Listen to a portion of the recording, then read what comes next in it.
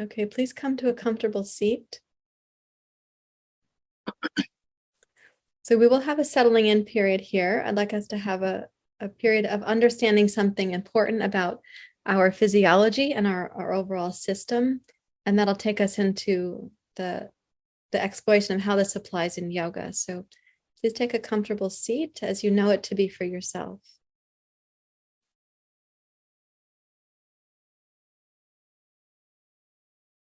As you close your eyes, lengthen up through the crown of your skull, but allow your forehead and your eyes to relax. The eyes, like they could drape over, the eyelids can drape over like curtains covering a window.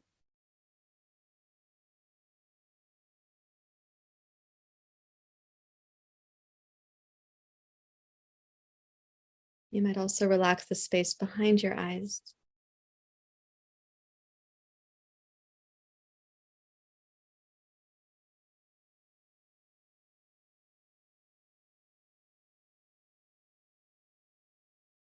And then lift the base of your skull and slide your head very slightly back. So there's a sense of like you're not rushing forward towards anything.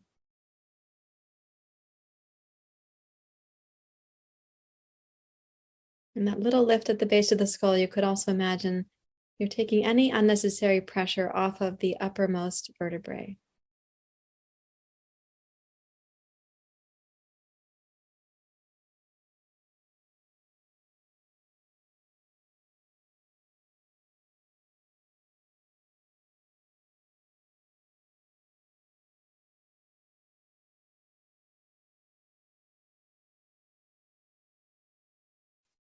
And then allow your shoulders to drop slightly back and slightly down. And give a little lift to the center of your heart.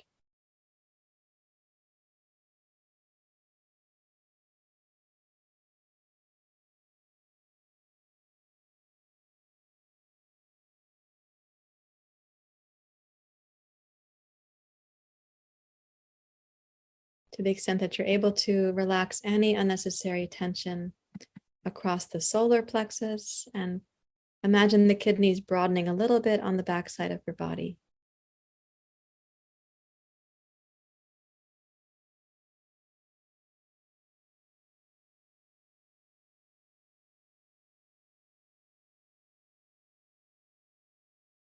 And then finally drop down into your pelvis and your sitting bones. Let yourself arrive.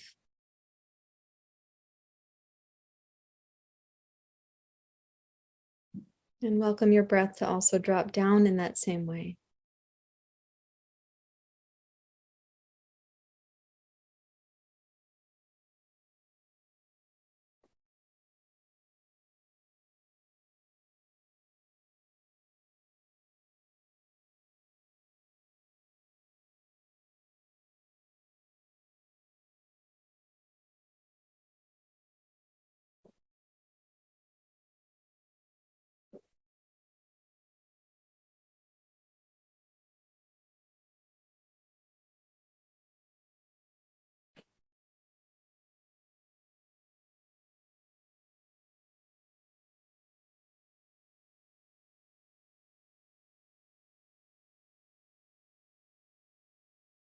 Let's encourage the breath to become a little smoother and more rhythmic, specifically as you notice the breath without making it bigger or more yogic or more dramatic.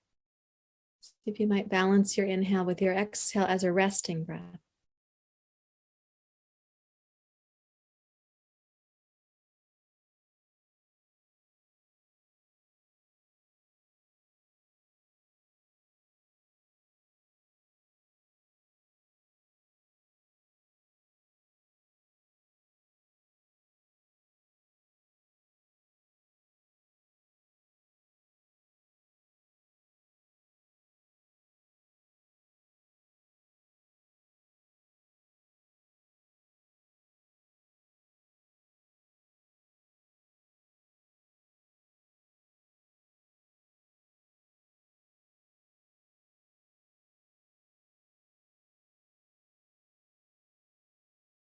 Again, without any sense of like clutching for it to happen, not trying too hard. See if your resting breath might have a balanced inhale and a balanced exhale.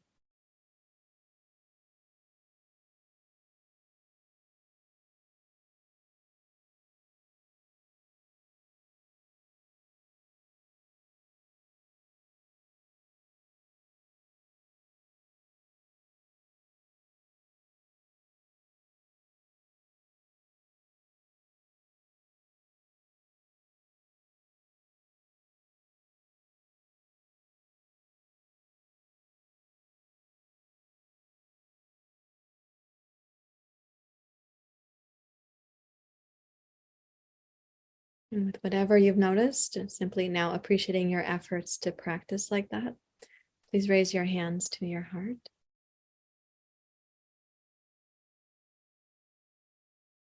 And then you may bow your head to your heart. Release your hands and open your eyes. So in this evening's Dharma talk, we're going to have a few practices to explore.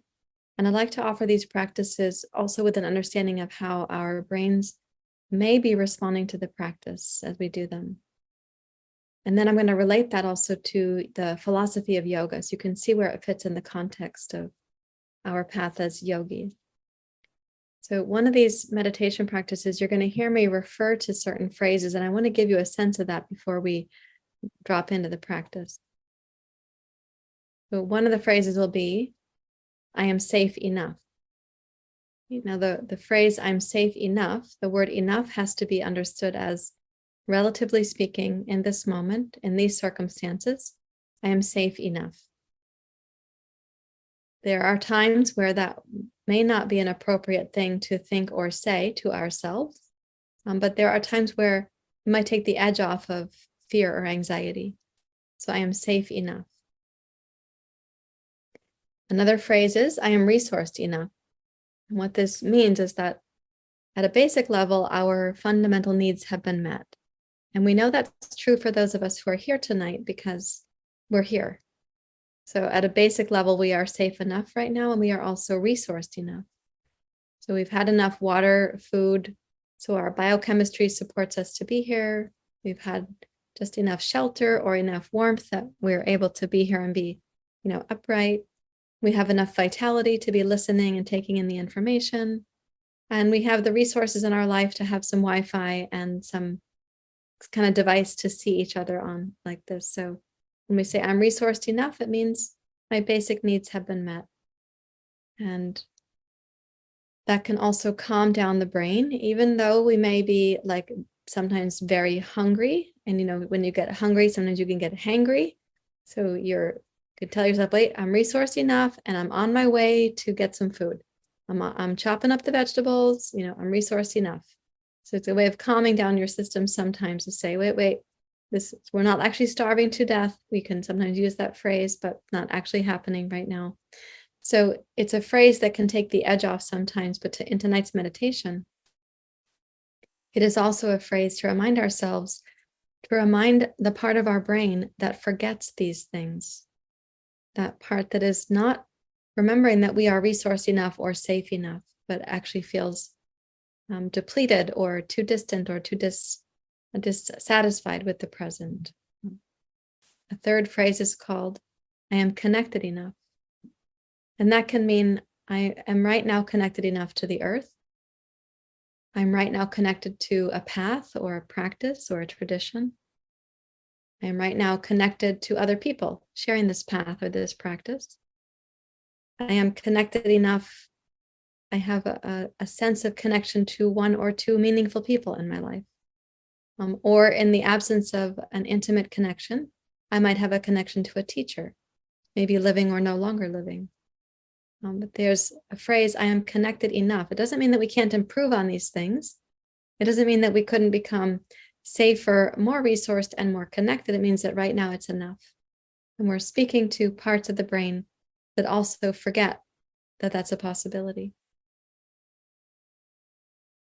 And then you're going to hear me say, I am enough.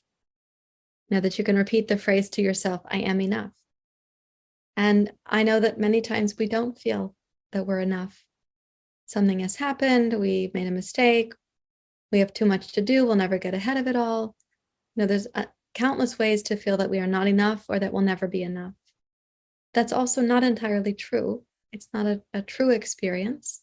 It's an experience we're having. It's legitimate. It's valid, but it's not the deepest truth. And what is more deeply true is that we actually are enough, and we always have been. So we're speaking to parts of the brain that have like a long-term memory, as long-term as this brain can have, because we're not the age of an ancient tree in the forest, and we don't live as long as a sea turtle does, but we live longer than a lightning bug. So for as long as we have had a sense of ourselves, we might have feel like, oh, I'm always trying to outrun not being safe enough, not being resourced enough, not being connected enough, not being enough. I'm always trying to kind of like outrun that on this sort of treadmill of life, right? So to the extent that we've had that experience, we're talking to the brain centers in your amygdala and your hippocampus that still believe these things, and they kind of broadcast that to your brain in moments when there is an opportunity to make that broadcast. And then that recruits your lizard brain and your limbic brain to push up the biochemistry of not enoughness. And in that state, we can only think in the short term.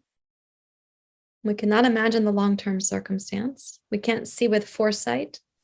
We don't have future perspective, and we can't have present moment expansiveness. We are stuck in a mode of short-term decision-making. Now, you know this if you've ever watched National Geographic videos about animals in nature, like when we were kids and they actually had the National Geographic TV show.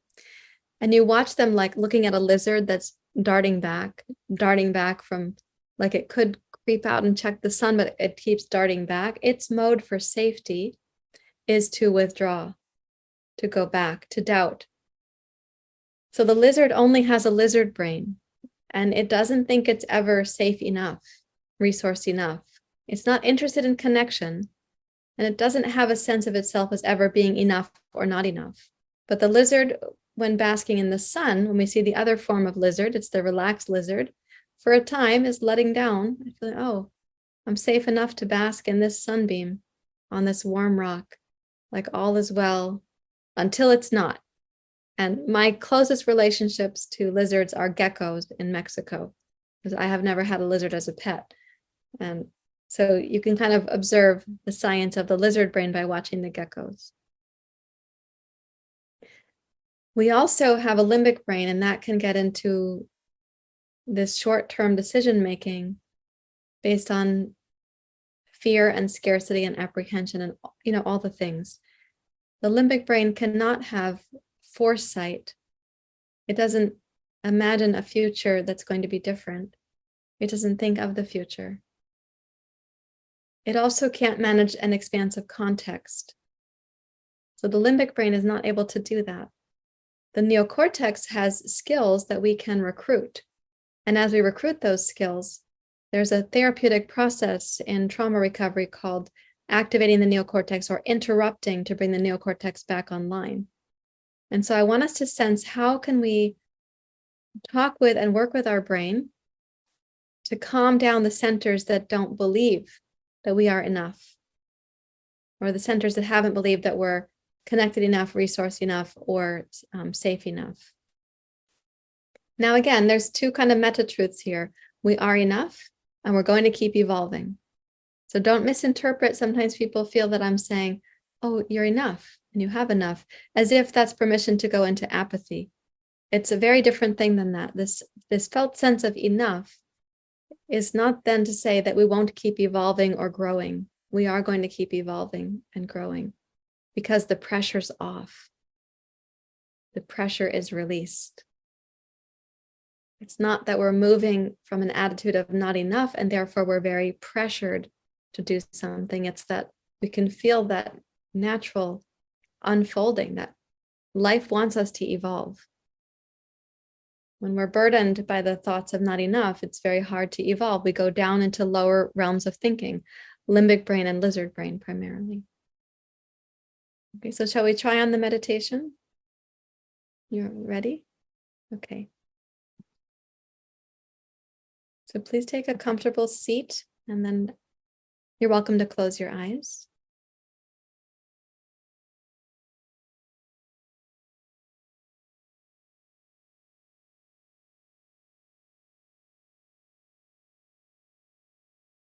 And once again, let's lift the base of the skull just enough. Lift your upper palate, that's the roof of your mouth. And then slide the base of your skull very slightly back.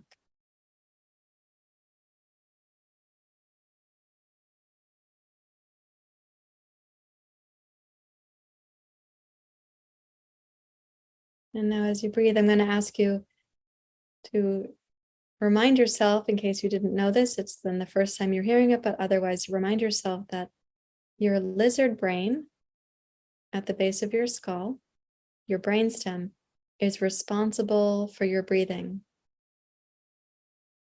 It's responsible for your blood chemistry and your heart rate, for your appetite and satiation.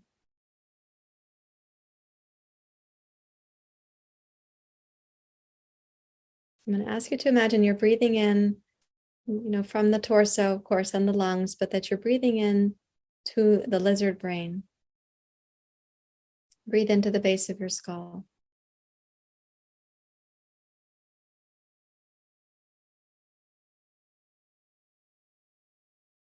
And as you breathe in there, let's just imagine the breath.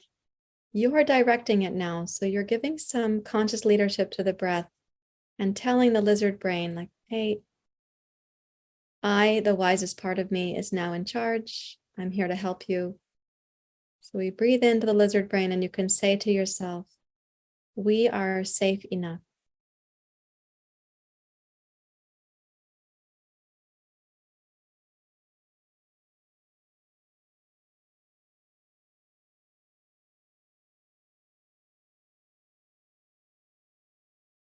So breathing in, we are safe enough.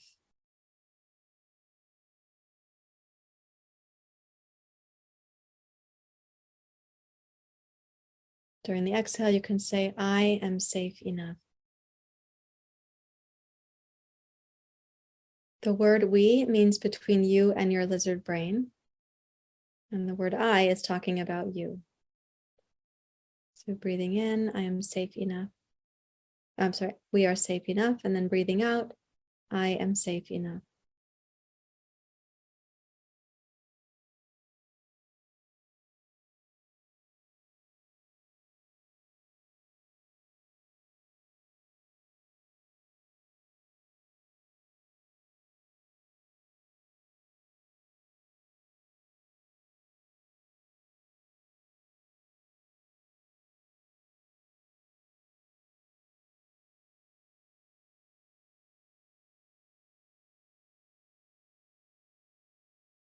Now, as you say to yourself, we are safe enough.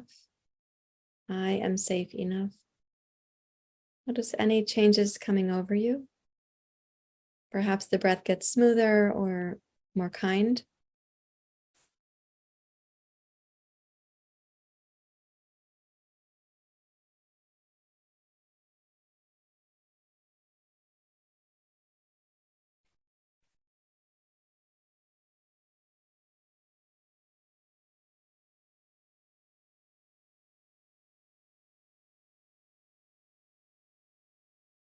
Now begin breathing that includes your lizard brain, so that's your brain stem, but also imagine that the breath is going to include the middle brain, your limbic brain. Now the phrase is going to be, we are resourced enough. I am resourced enough.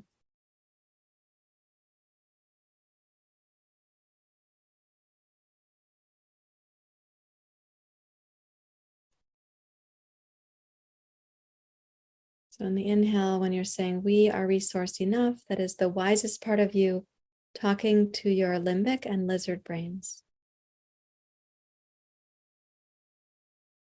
And during the exhale, you say, I am resourced enough. And that is you talking about yourself.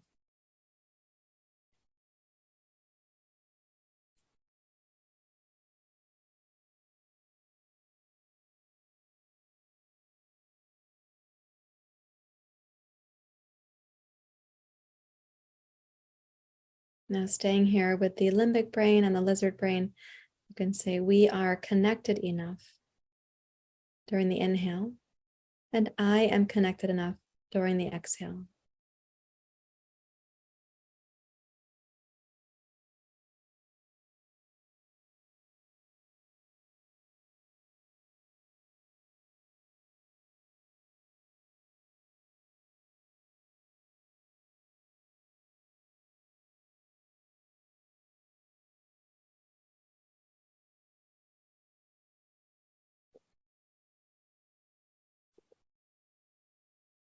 Notice if the breath might get a little smoother or a little more kind. You can say to yourself now, we are connected enough, resourced enough, safe enough. I am connected enough, resourced enough, safe enough.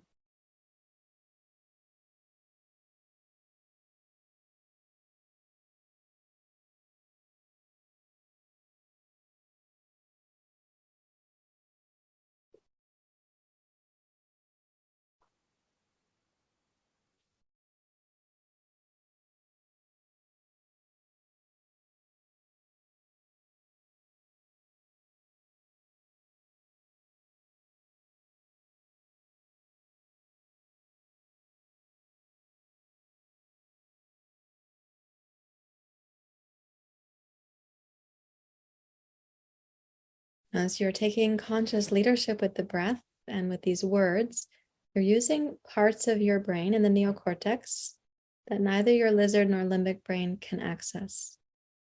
So now we're going to use the whole brain for the inhale. Imagine breathing into the whole brain. And here you're going to be saying, I am enough.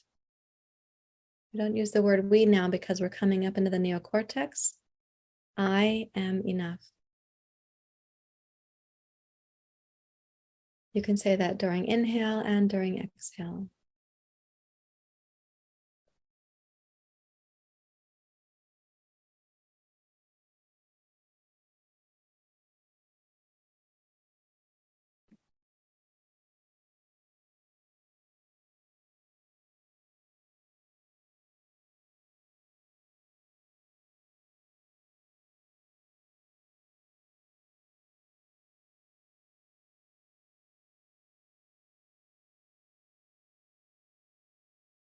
You're breathing into the whole brain here. Imagine the phrase on behalf of all parts of your brain, I am enough.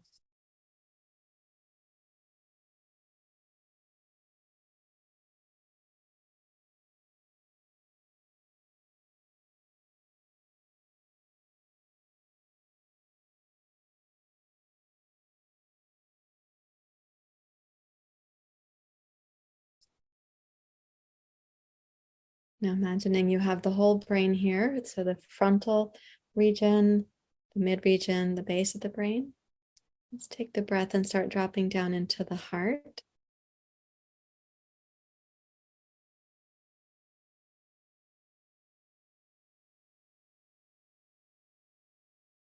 And here in the heart, you're going to say, may I be kept safe from harm.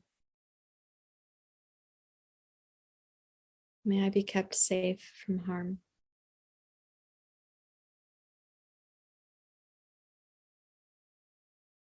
May I be free from unnecessary pain.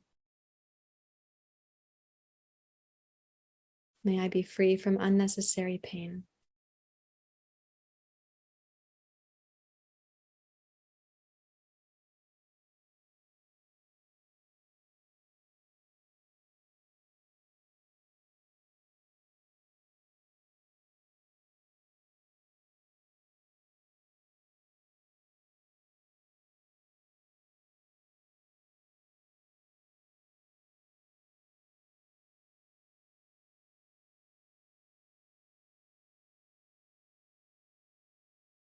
And then you can add one more phrase. May I experience joy and freedom.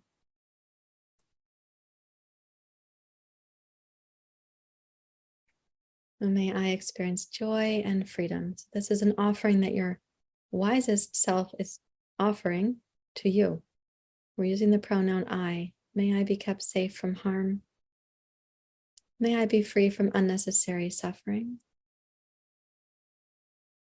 May I experience joy and freedom.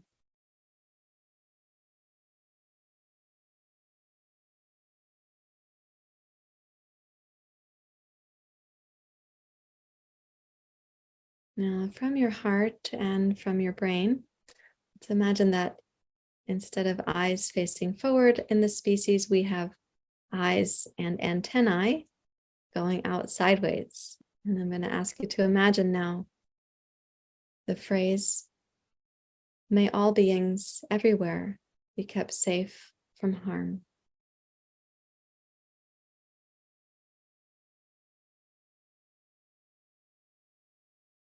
May all beings everywhere feel safe enough.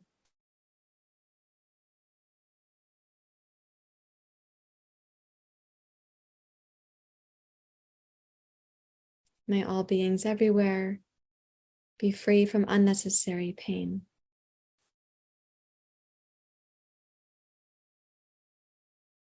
May all beings everywhere be resourced enough.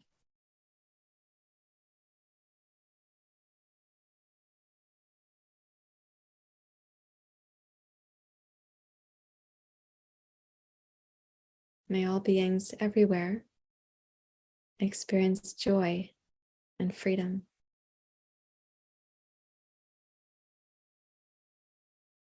And may all beings everywhere be connected enough.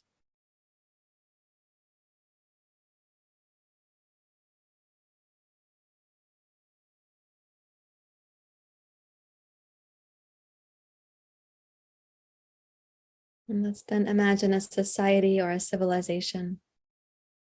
How might it live from this place of enough?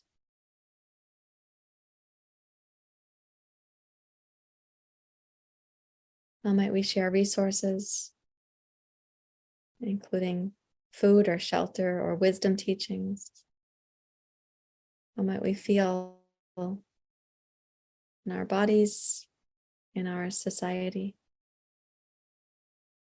in our relationships?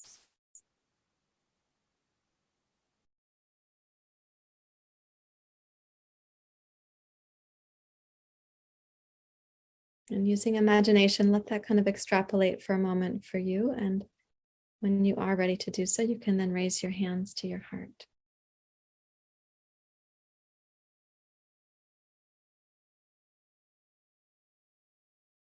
And you may bow your head to your heart. Release your hands as you're ready to. And you're welcome to open your eyes.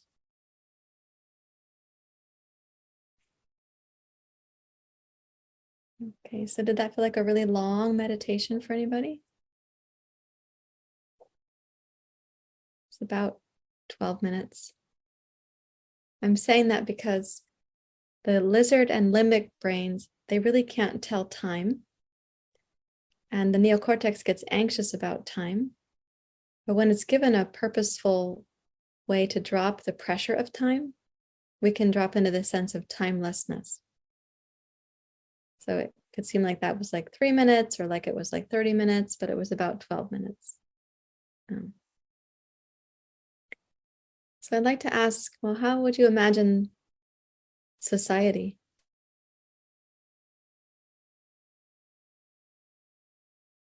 I also want to know how you experience the meditation.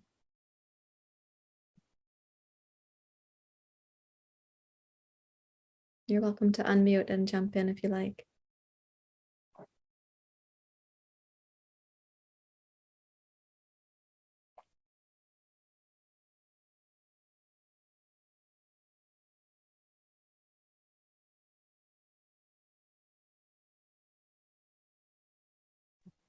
I felt a really profound calm that I haven't felt in a long time. And I actually really thought it really felt like I was giving myself a really sensitive, lovely pep talk about things that I know are true, but aren't easy to hold on to. So that was really valuable for me. Thank you. Mm. Yes, and it's not easy to hold on to because of the structure of our brains, right? And so we have something in our brain already prioritizing survival. And that part of the brain has what Rick Hansen calls the experience of Teflon for good experiences. It's like the brain is like Teflon for beneficial or positive experiences. It slides right out, hard to hold on to. And we have this Velcro he describes for the negative experiences. They stick to us. So we have this Velcro for the negative and Teflon for the beneficial or the positive. That's a part of our brain structure that without any supervision, so without a neocortex, that's how our brain is going to prioritize. But we also do have this neocortex, which during that meditation, you had to use your neocortex because I asked you to direct your breathing, make it a certain tone, a certain feeling. So that's not coming from your lizard brain.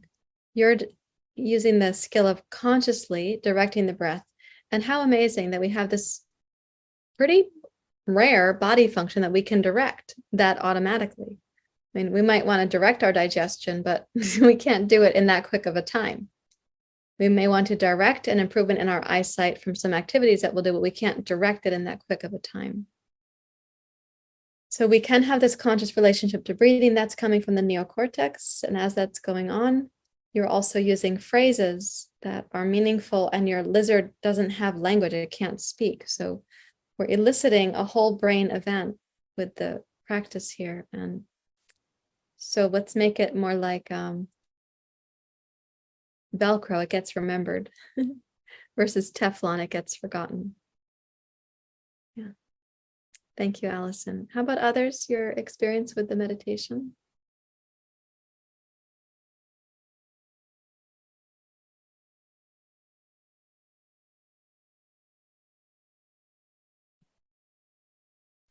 It felt really good. Mm. That message, each one of them, but especially at the very end when we said, I am enough. Mm. Yeah. Thank you. Yes, and of course, we know that in our civilization, there are billions of people for whom they are not safe enough right now. They don't have enough resource. And they might have connection, but we don't know if they have safe or adequate connection. So we know that our world is very troubled in this way. So this isn't like sugarcoating something. This is a meditation for those of us who can do the meditation right now and for whom it feels like genuine.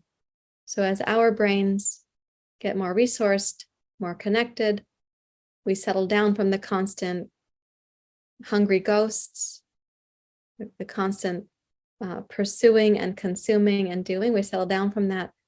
Maybe we can sense ourselves to be a part of the family of humanity and all creatures, and that we want to do less to cause disruption and do more to cause solutions, to participate in solutions. So if, for example, we look at the climate crisis, which is part of our yoga teacher training programs, though our explicit climate support group is not happening presently because I have to get more recovery from my second concussion here.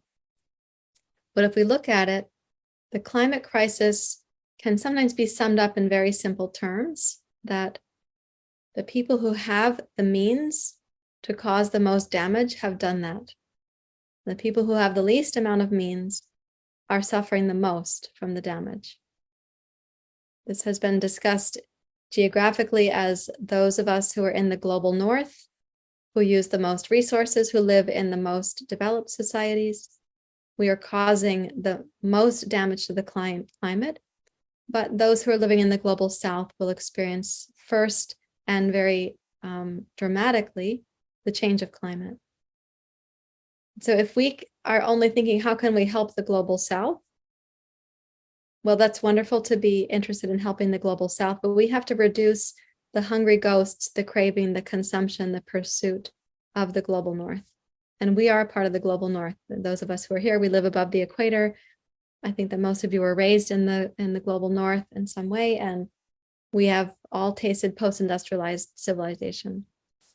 So when you're saying, Bella, how beautiful and how nourishing, I want us to sense that we have the privilege to practice this meditation, but we have the responsibility to practice it because we do need to sort of what is the word? Temper our hunger for things. And I mean ours as our society, as our very impactful dominant culture. It's called dominant culture also. And then why not do it for ourselves? So our personal ecology is potentially reflective of the global ecology, right? There are parts of me that want to live more indigenously, that get less attention, or it gets exploited, like the body gets exploited for the pursuit of the mind, or the pursuit of the things we have to get done.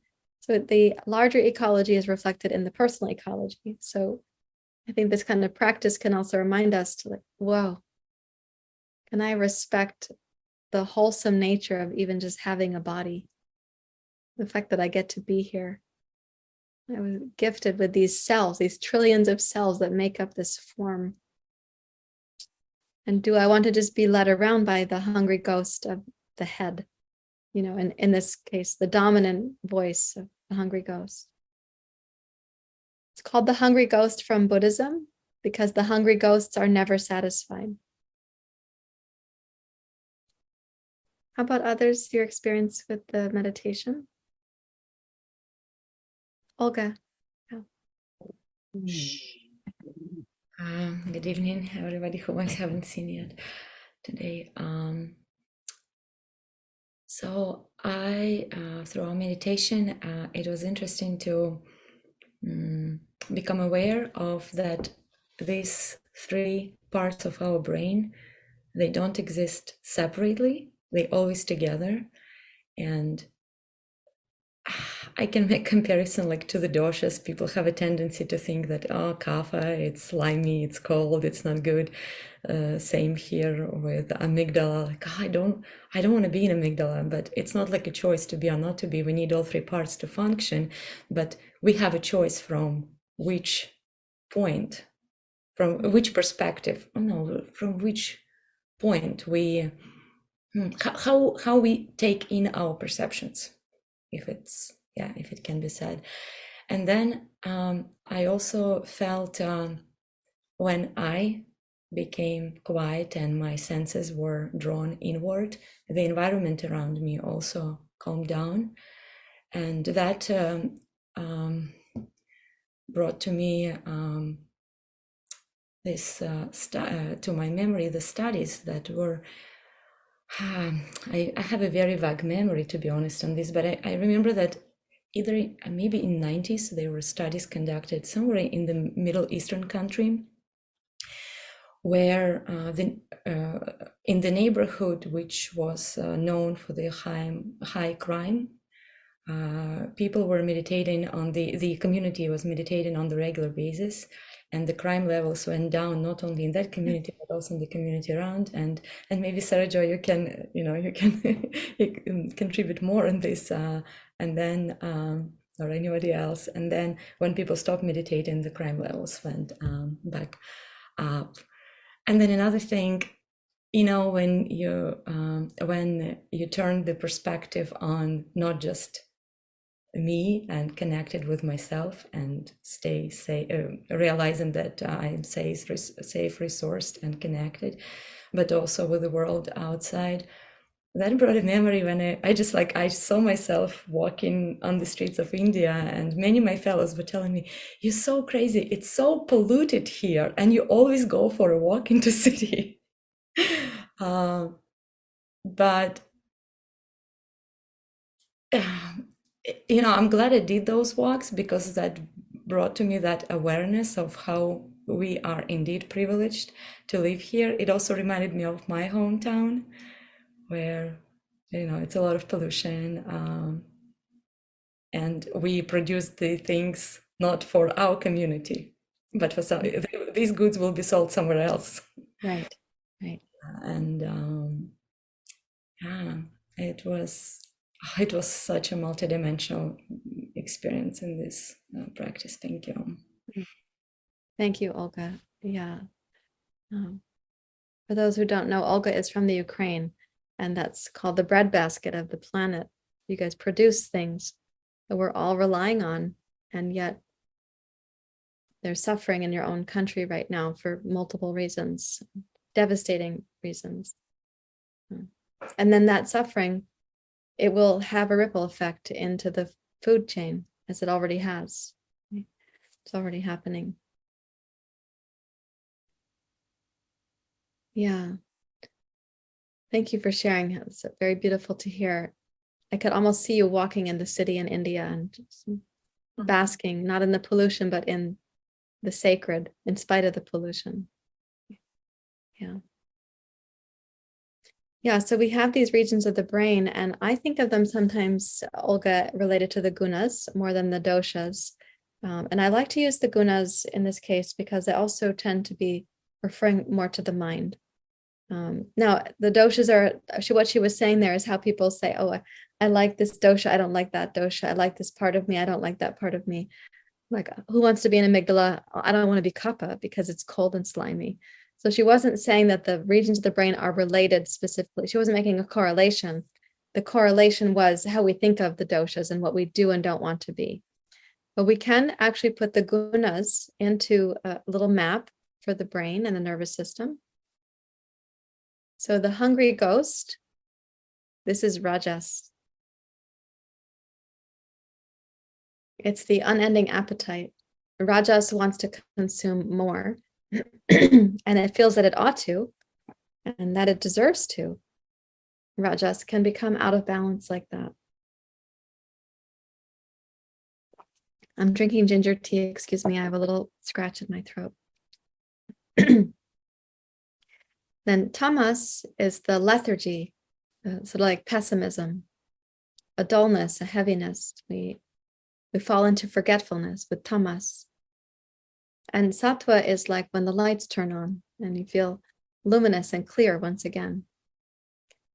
So if we take each of those principles, tamas, translated as darkness or heaviness or dullness, it is when we go into our sedation, or like we waterlog ourselves.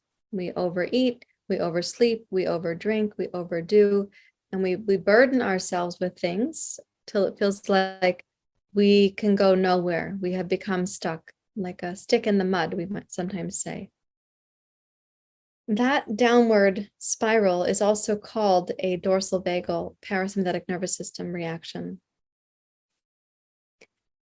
Now, sometimes we get to dorsal vagal because we get so overwhelmed. The system is so at the level of the nervous system, so beyond its capacity that you pass out. That's also called a dorsal vagal reaction. Like fainting is a dorsal vagal reaction. So I remember this one time in my own life that famously experienced this, and it stuck with me greatly. The part of the brain that is responsible for interpretation of sensory stimulus is in the limbic brain.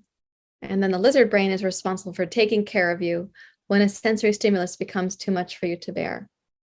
So many years ago, I had major hip surgery following a car accident. And in order to manage the pain of the hip surgery without full-on medication, they gave me a pain pump, which is a device about this big, and I wore it around my neck with a ribbon, and it had a tube where the epidural went into my back.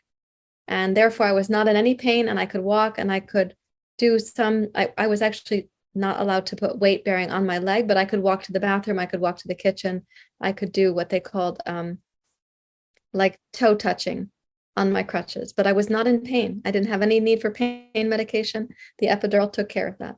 And the medication going in through this tube into my back took care of it. And the day came to take the tube off and to let go of the pain pack and, move on from that part of my surgery. Well, the tube was taped to my back. It had been taped down in several places. And so my friend came over. He used to be from Israel, and he was in the Israeli police. He was a very strong person, a determined person, and he had come to this country to study nursing and was also a very gentle person. And he came over he saw all of my surgery. He wanted to learn all about it. And then he came to take the tape off of my back. So we went into the bathroom, and he put some water and some soap, and I leaned forward and he was like just getting the tape off my back again and again, little bits of tape, little bits of tape. It was excruciating. The pain of having the tape taken off my back was so painful. I was about to pass out. He caught me before I hit my head on the tub, and he just put me on my bed so that he knew the whole process. Oh, she's going down. And he knew it before I did.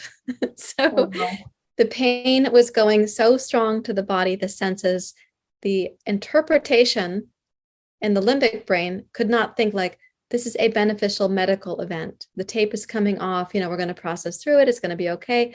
No conscious thought was possible. The lizard brain was like, take her down. This is too much to bear. So that's called dorsal vagal, where you're going to pass out like that, right? And so sometimes we do that to ourselves psychologically or energetically or mentally. We can go to a point of utter exhaustion, but we can also get so overexcited that we don't know what to do. And so we sedate ourselves. And sometimes we do that with alcohol, marijuana, cigarettes, the things that take the edge off. But if we do it chronically, we have a chronic downward slope into dorsal vagal as a lifestyle. To counter that, we use our caffeine and our stimulants, and we try to stay in the quote unquote rat race, because that's also a part of the demand of our quote unquote lifestyle here in the US.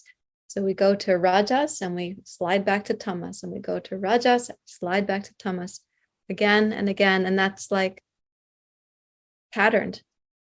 Here's your 9 to 5. There's the rest of your life. Oh, there's your 9 to 5. There's the rest of your life. And so it's become very culturally embedded to have a lot of rajas and a lot of tamas and very little sattva in our personal society, the one we live in here. So if tamas is this dorsal vagal collapse, submit, withdraw, pass out, numb out, zone out, veg out kind of state, people are experiencing dullness of the mind. And that dullness actually feels like a relief.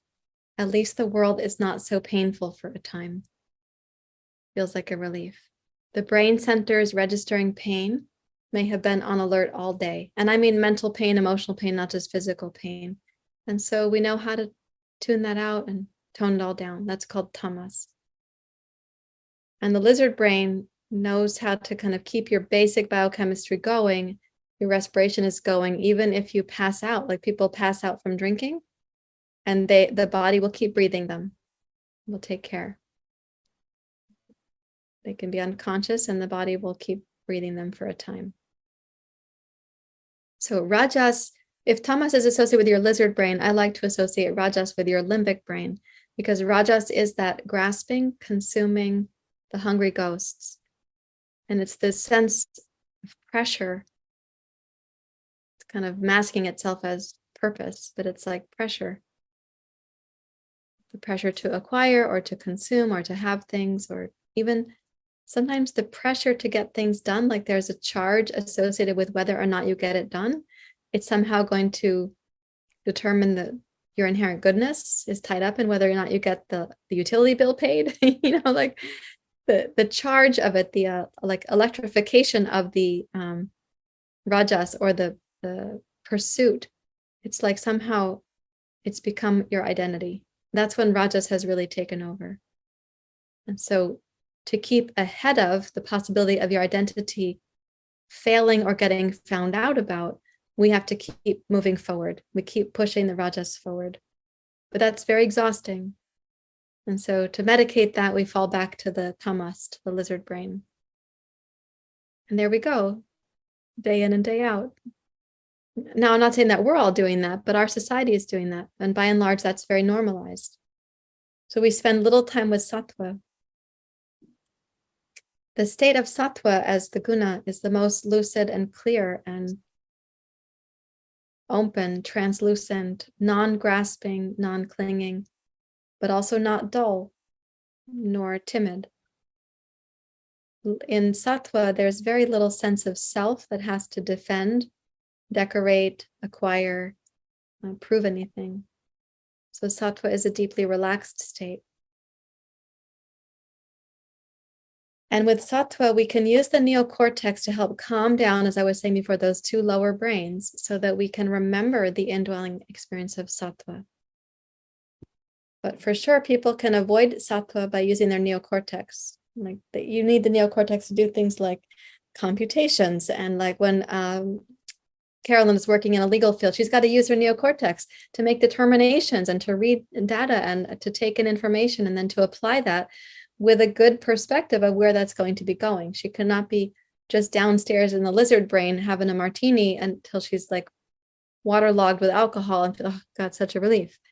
She has to use her neocortex to do that, but that's not to say that every time we're using our neocortex that we're in a sattvic state. Frequently, we're not in a sattvic state. But when we can have harmony between these three brains, it's called the triune brain, we can experience sattva. We can experience our native state. And some days, you've had a glimpse of sattva, but some days you feel like a sleet storm and a ray of sunshine and a windstorm and a tree branch falling and little crocuses rising from the ground. You feel like that all at once. In one day, you can have all those things. Hi to Carolyn's kitty. Hi. Oh, She's a little camera shy sometimes. Hi, honey. oh, she's beautiful. Nice to see you again. Yeah. I'm This so is glad you good. get to stay with Carolyn. Oh, Yeah. Hi. And just like, sometimes you see that they're so relaxed, these limbic brain creatures, cats and dogs.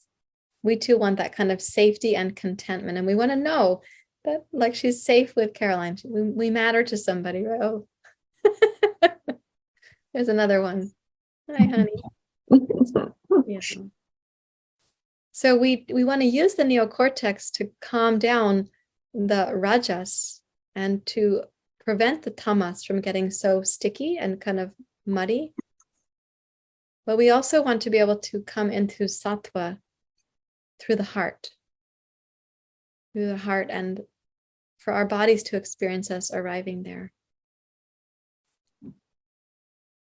Let me pause and see what questions or insights you might be having about this.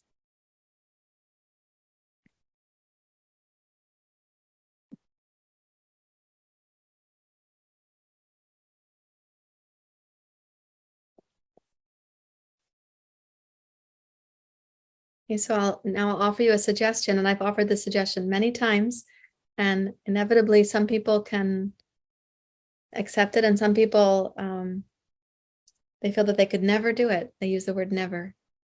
Okay, so my teacher Acharya, and by the way, he's giving some special talks in April on mental health. And if you remind me, I will send you the link to register for that, and I'll need a reminder. So Acharya, he likes to say, it's very simple to bring more sattva into your life. There's just one thing to do. You show up at the sattvic time of day for sattva. So you are there for the sunrise and the sunset.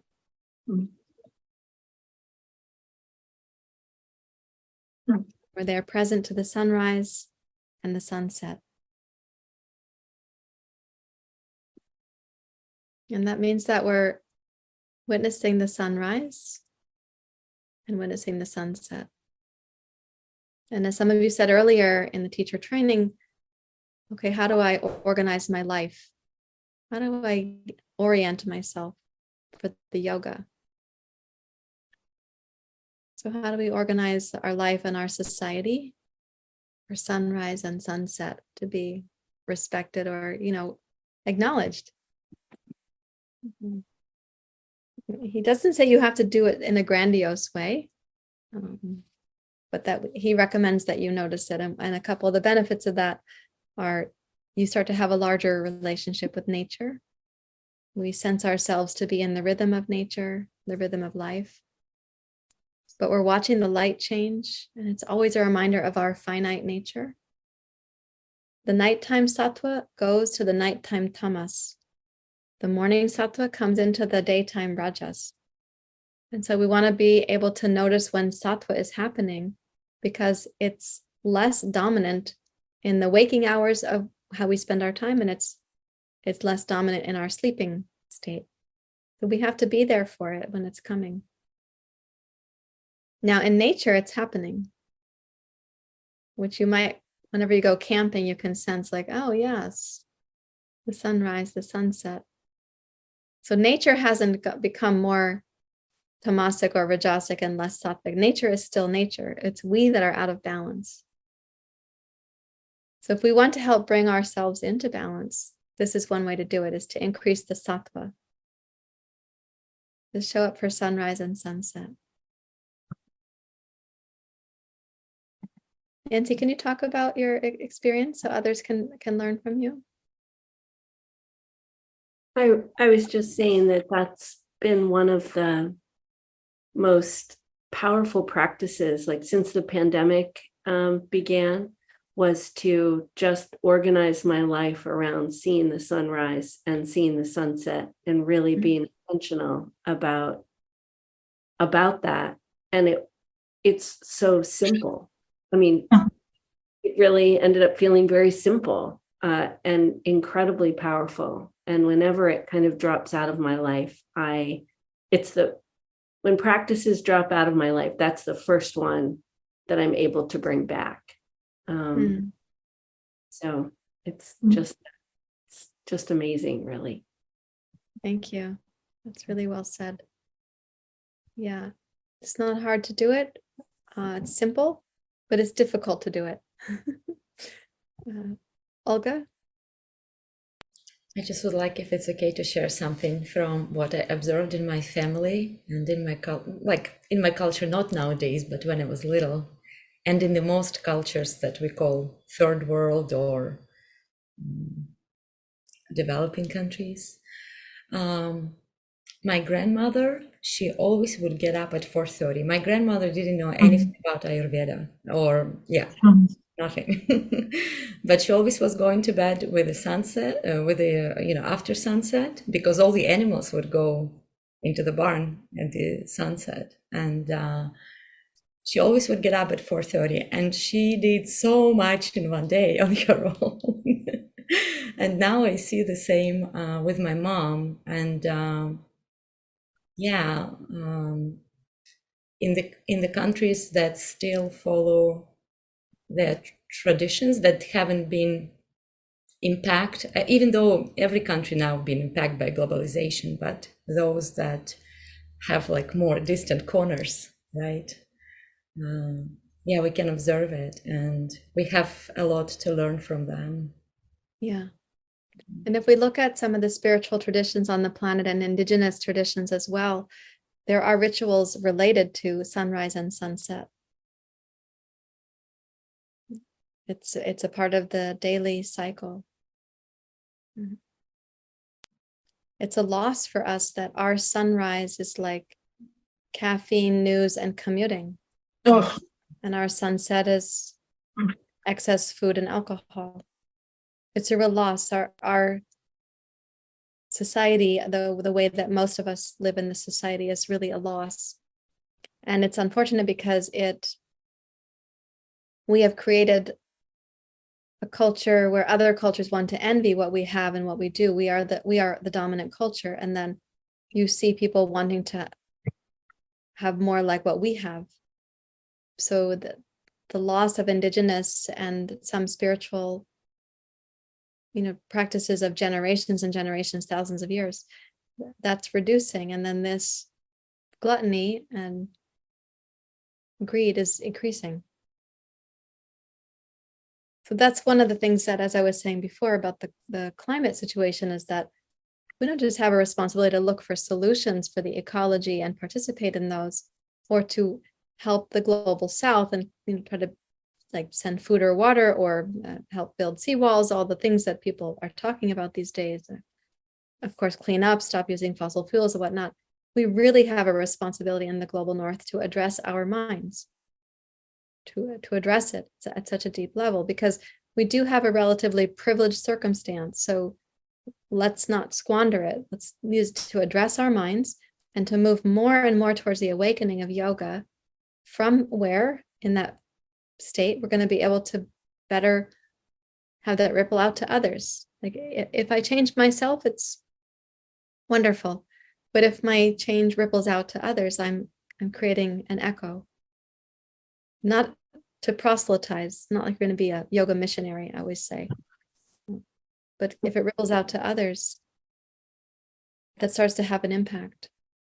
Just like, as you all know, if you walk into, let's say you walk into a library, it's very quiet and you feel the mood. Go, oh, okay, I'm going to be quiet in the library.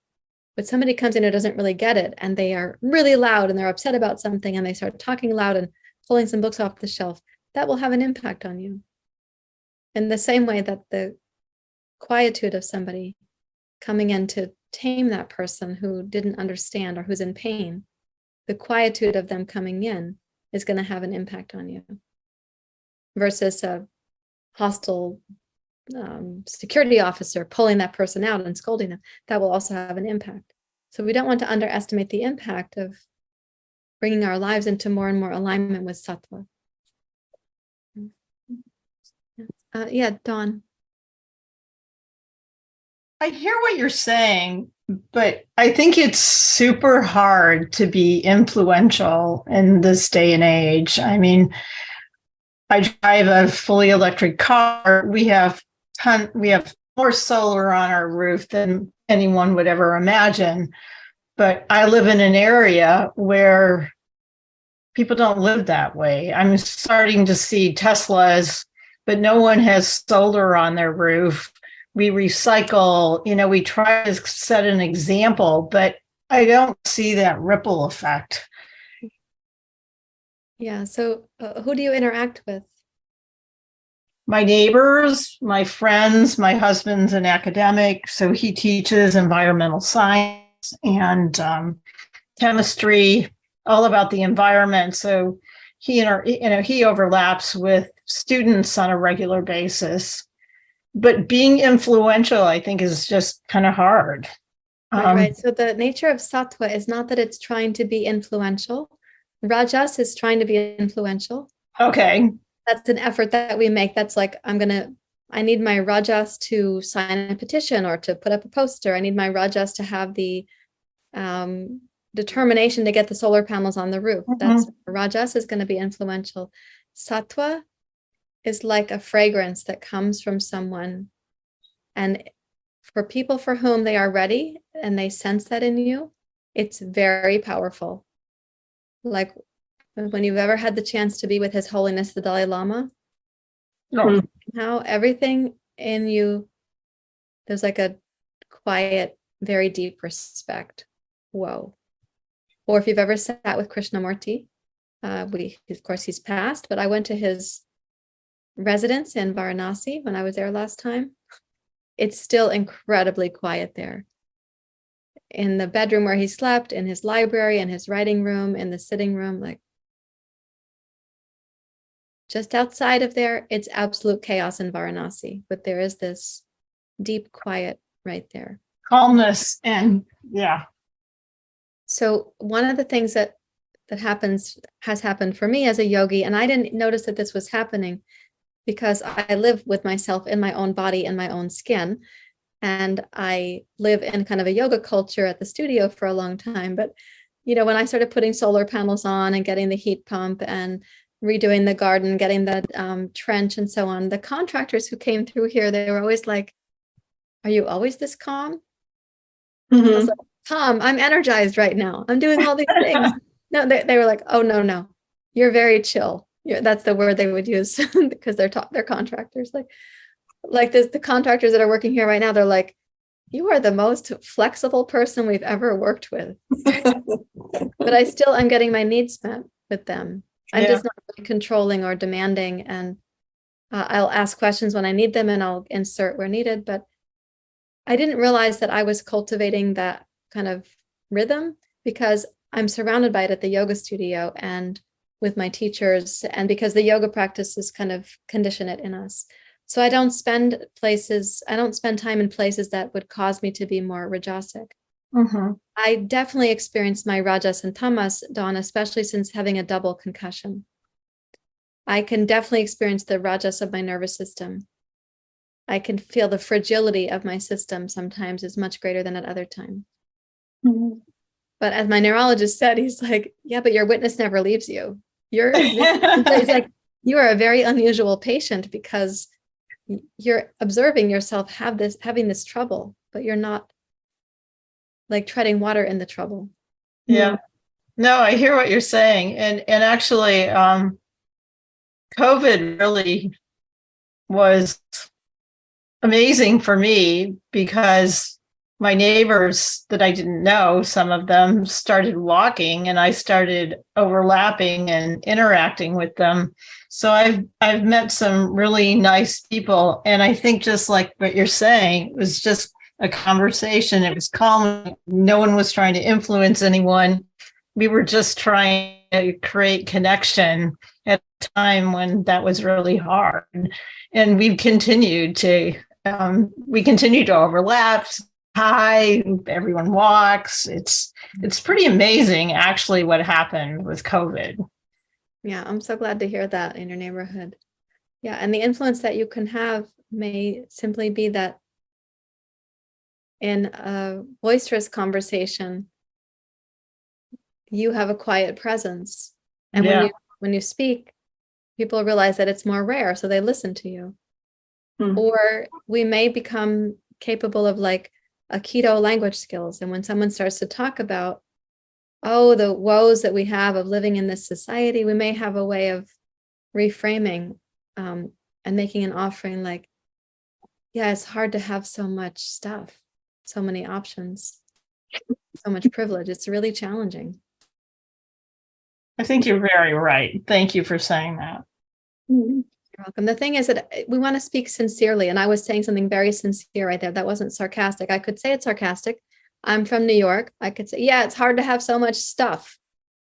It's hard to have so much privilege. God, we've got it so rough here.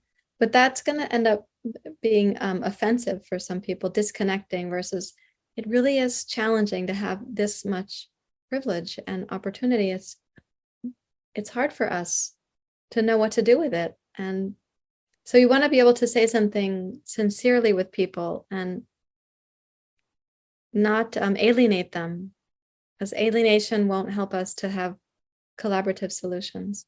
Mm. Okay, let's go to Deb. Hi. Hi. Am I? We can hear you. Okay. I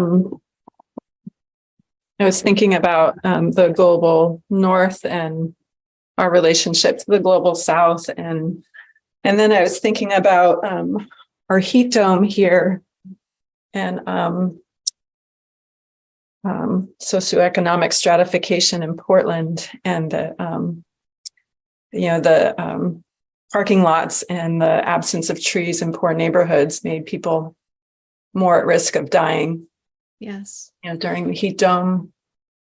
And then I also thought about the atmospheric rivers that are hitting California right now, and the Pajaro River, a dam levee broke there and flooded a farm working community. Mm. So those the global north is stratified, and we're feeling it here too. Yeah.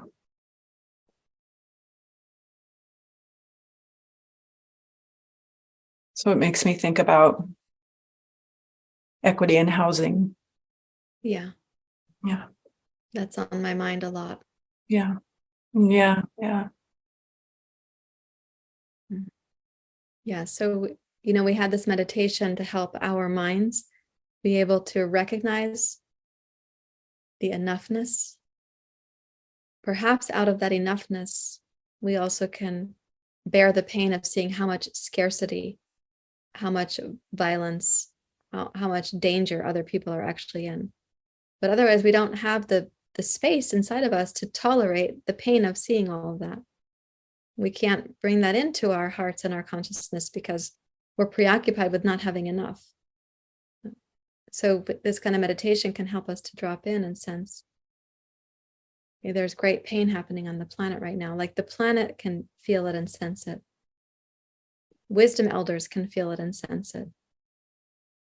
Can we learn to feel it and sense it? for the purpose of participating, not for the purpose of exacerbating or getting agitated about our circumstances. Right. Yeah, thank you for giving those examples too in real time about Yeah. very close geographically dysregulated natural events that are happening. This is maybe related and not related to climate change, but it is actually, everything is. You know, I live in a city. Not everybody on screen is from Portland necessarily, where houselessness is a extraordinary problem. And on trash night, there's people who come down the street and they're collecting, and there's someone, I don't know who it is, who checks our backyard. We have a fence, and I alternately have this anxiety about, I don't know who shows up, and what's going on there. And then there's another. I was walking today with my dog, Ava, and I just was thinking, what kind of world do we live in where,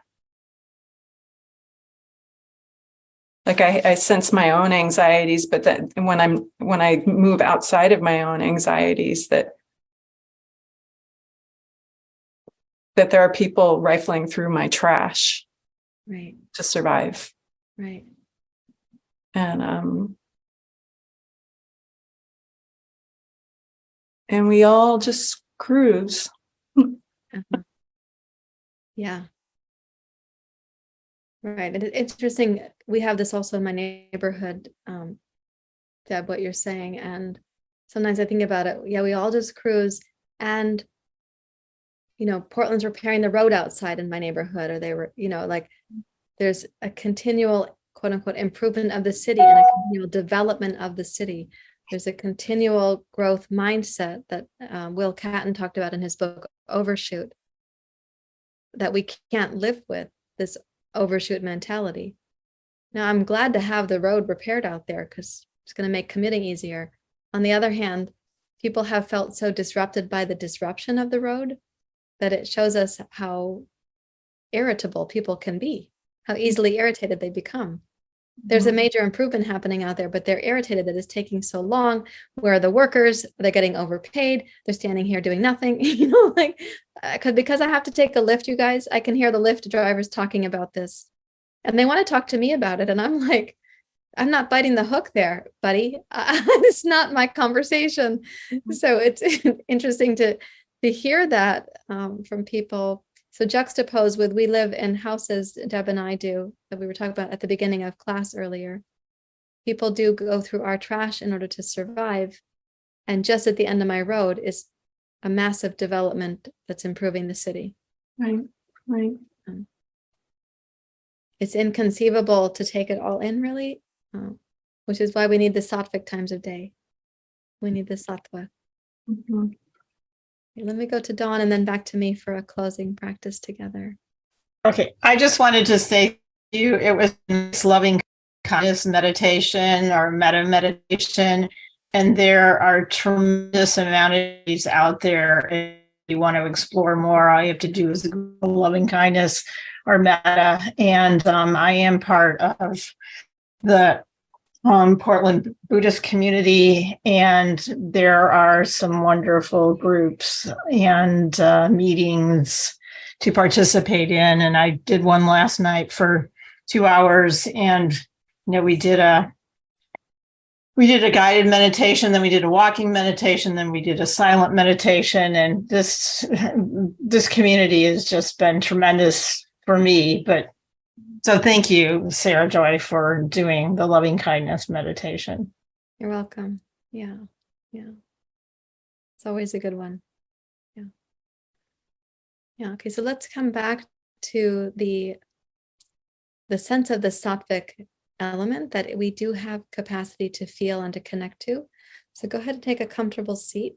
You're welcome to close your eyes again if you prefer that.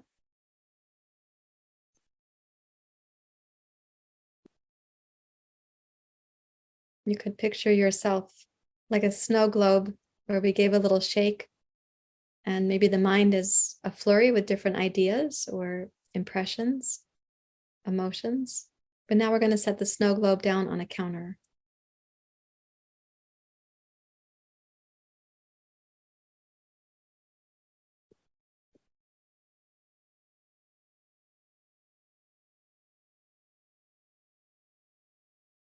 Allow your breathing to deepen.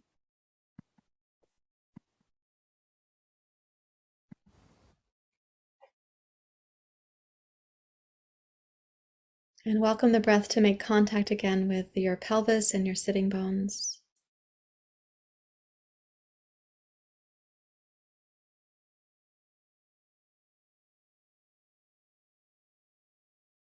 One of the ways to balance rajas, to come into sattva, is if rajas gets going, we balance it with a little bit of tamas, a little bit of stability. So we're going to chant Lam, L-A-M, which is the sound for the root chakra, the sound for earth and getting more grounded or more rooted. And as we practice the chant, I'd like you to sense the vibration of the sound and the silence during the inhales, the vibration of the sound during the exhales. We can do it like this. Lam, lam, lam, lam.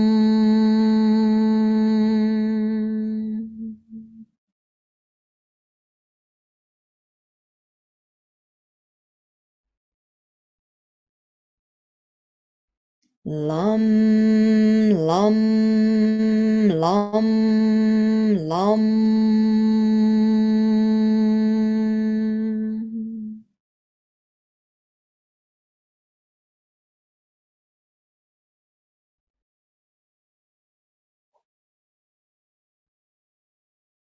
Lam, lam, lam, lam.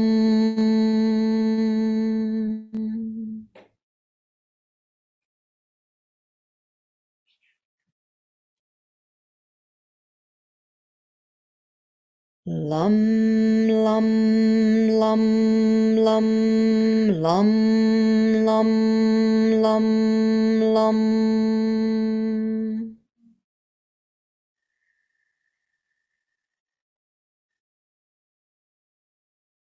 Lam, lam, lam, lam, lam, lam, lam, lam.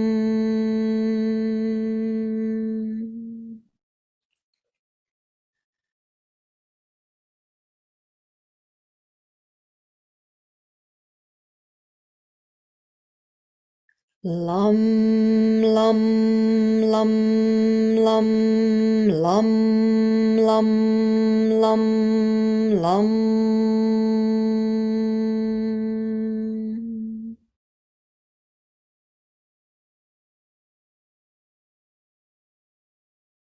Lam, lam, lam, lam, lam, lam, lam, lam, lam, lam, lam, lam, lam, lam, lam, lam.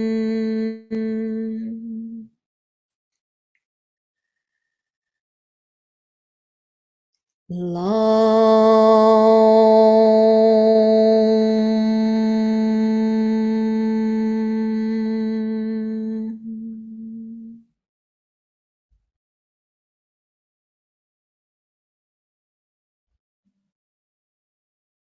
Lam.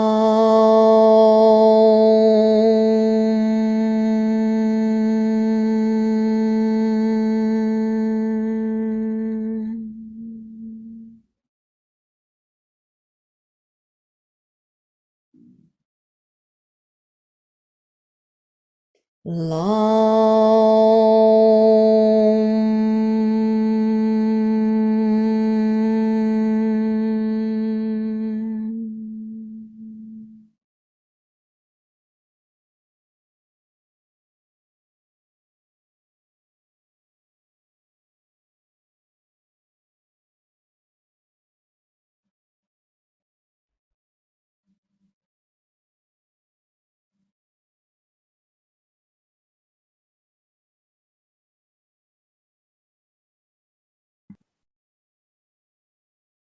Please raise your hands to your heart.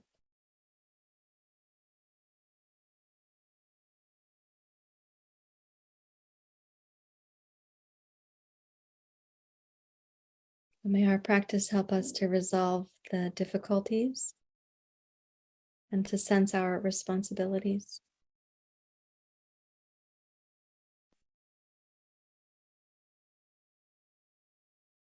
Maybe then know how to serve or support the wider community.